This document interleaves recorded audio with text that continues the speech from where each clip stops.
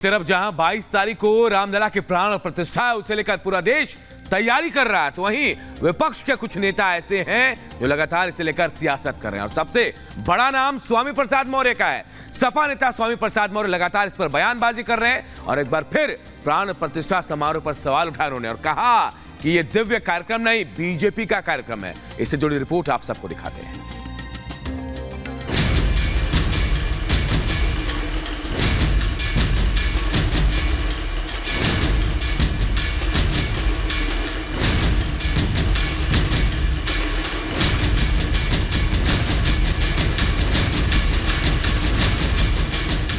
अयोध्या में होने वाले उत्सव के लिए पूरे देश में उत्साह है। चारों ओर लोगों पर रामधुन का रंग चढ़ा है।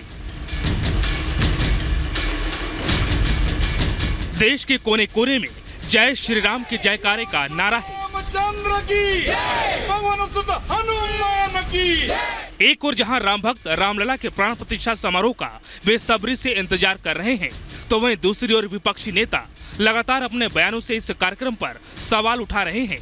बीजेपी के विरोध के चक्कर में ये नेता सनातन धर्म मानने वाले लोगों की आस्था को चोट पहुंचाने का काम कर रहे हैं। विवादित बयानों को लेकर चर्चा में रहने वाले एसपी नेता स्वामी प्रसाद मौर्य ने एक बार फिर से बेतुका बयान दिया है। जौनपुर पहुंचे मौर्य ने रामनगरी में होने वाले दिव्य उत्सव को धार्मिक नहीं बताते हुए बीजेपी का कार्यक्रम बताया है। ये धार्मिक कार्यक्रम नहीं है, ये भारतीय जनता पार्टी का निजी कार्यक्रम है और इसके साथ ही साथ भारतीय जनता पार्टी आज लोकतंत्र को कुचलने का दुस्साहस कर रही है।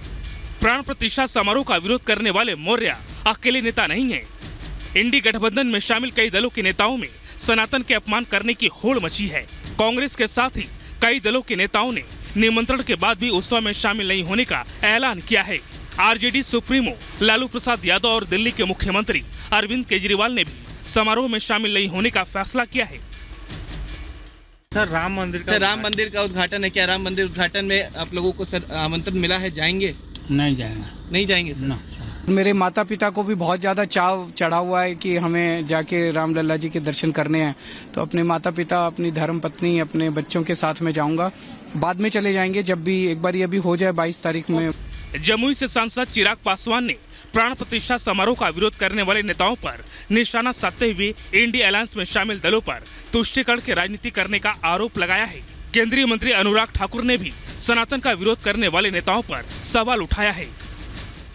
कभी कोई निमंत्रण ठुकराता है और लिख के देता है कि भैया हम नहीं आएंगे, ये नहीं आएंगे, ये तुम्हारा अहंकार बोल रहा है, ये तुम्हारा घमंड बोल रहा है।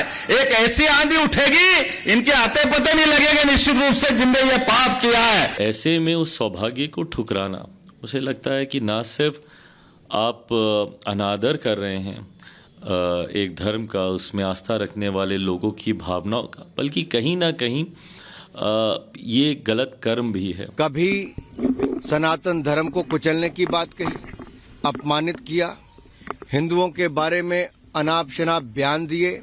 कोई ऐसा मौका नहीं छोड़ा जहां तुष्टीकरण की राजनीति के चलते हिंदुओं को अपमानित करने में कांग्रेस या सहयोगी दल पीछे रहे हों। ये कोई पहला मौका नहीं है जब स्वामी प्रसाद मौर्य ने हिंदू धर्म को लेकर विवादित बयान दिए हैं। इससे पहले भी रामचरितमानस को लेकर अपशब्द का इस्तेमाल करते रहे हैं। Bureau report, Republic Bharat.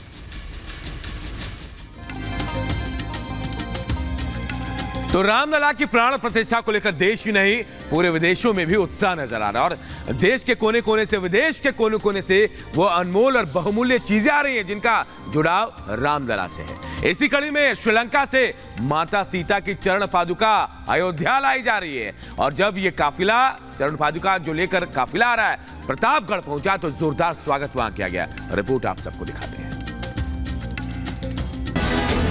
देश भर में प्राण प्रतिष्ठा का इंतजार हो रहा है, तो इधर श्रीलंका से चलकर सीता माता के चरण पादुका राम वन गमन होते हुए प्रतापगढ़ पहुंच चुकी है।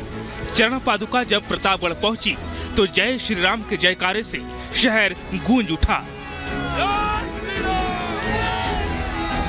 300 तीर्थ है, उस 300 तीर्थों पर हम श्री राम जी की चरण पादुका आगे लेकर जा रहे हैं। इस यात्रा के थ्रू युवाओं में राष्ट्र धर्म का कार्य और उनमें श्री राम जैसा चरित्र हम निर्माण कर सके, यह इस यात्रा का उद्देश्य है। माता सीता के चरण पादुका की ये शोभा यात्रा रास्ते में पड़ रहे 300 तीर्थ स्थलों से होते हुए अयोध्या ले जाई जा रही है, जिसका जगह जगह जमकर स्वागत हो रहा है। चरण पादुका की शोभा यात्रा 15 दिसंबर को श्रीलंका से शुरू हुई थी, जो आज अयोध्या पहुंच जाएगी और फिर राम मंदिर में ये चरण पादुका स्थापित की जाएगी। Bureau report, Republic Bharat. और एक बड़ी खबर की बात करते हैं। बड़ी खबर, यमन में एक बार फिर अमेरिका ने हमला बोला है। जी हां, हूती विद्रोहियों के इलाकों पर जोरदार हमला अमेरिका ने किया। कई शहरों को टारगेट कर निशाना बनाया गया है। हूती विद्रोही जो लाल सागर में अक्सर जहाजों को निशाना बना रहे थे, उसके बाद अब अमेरिका ने यमन पर हमला बोला। अमेरिकी सेना ने कई शहरों को निशाना बनाया। 4 दिन में दूसरा ये बड़ा हमला है। हूती के कब्जे वाले इलाके में बमबारी हुई है। हूती विद्रोही जो है लगातार लाल सागर में जो कमर्शियल जहाज है उनको निशाना बना रहे थे। इसके बाद अब अमेरिका के निशाने पर ये हूती विद्रोही आ गए हैं। एक बार फिर यमन में अमेरिका ने जोरदार हमला बोला है। हूती के कब्जे वाले इलाकों में बमबारी हुई। तस्वीरें भी हम आपको दिखा रहे हैं। अमेरिकी सेना ने कई शहरों को निशाना बनाया है। तस्वीरें हम आपको दिखा रहे हैं।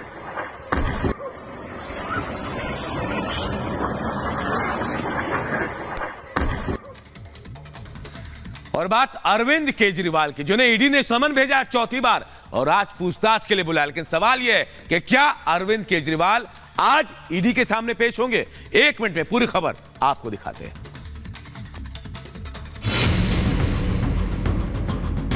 दिल्ली के मुख्यमंत्री अरविंद केजरीवाल की आज ईडी के सामने पेशी होगी। जांच एजेंसी ने 4थी बार समन भेजकर शराब घोटाले में पूछताछ के लिए बुलाया है। खास बात है कि अभी तक केजरीवाल ईडी के एक भी समन पर हाजिर नहीं हुए। इस बार भी पेश होने की संभावना कम दिख रही है, क्योंकि पेशी से पहले दिल्ली के सीएम अरविंद केजरीवाल का कहना है कि जो जरूरी होगा वो करेंगे। यही नहीं, उनके पेश होने की संभावना इसलिए भी कम दिख रही है क्योंकि वो आगामी लोकसभा चुनाव को लेकर पार्टी की तैयारियों का जायजा लेने के लिए आज से 3 दिवसीय दौरे पर गोवा रवाना होने वाले हैं। अरविंद केजरीवाल को पिछले हफ्ते 4थी बार ईडी ने समन जारी किया था और 18 जनवरी यानी आज पेश होने के लिए कहा था। अरविंद केजरीवाल को पहला समन 2 नवंबर, दूसरा समन 21 दिसंबर, तीसरा समन 3 जनवरी और चौथा समन 13 जनवरी को भेजा गया था। Bureau report, Republic Bharat.